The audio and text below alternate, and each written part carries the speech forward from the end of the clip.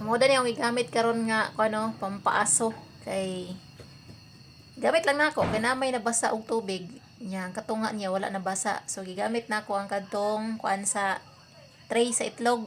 Sa egg tray ni siya. So kung mahadlok mo gamit og katol kay makadaot lagi. So kani pwede ra gyapon ni gamit to no.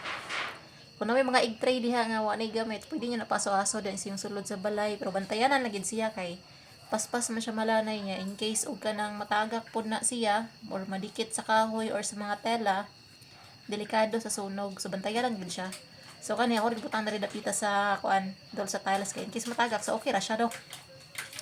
So pasensya naman na makita niyo ng mga hakot daghan kayo kay basta nagi mantika ang makuan ri sa kuan sa log dugok gina sila ning sa log ganihar ako sig banwas diri kad tulo na kabali akong gibanwas diri wa gid hapon nawa ang kuan hakot sige nagsuksok sa bugan so maura to bye bye.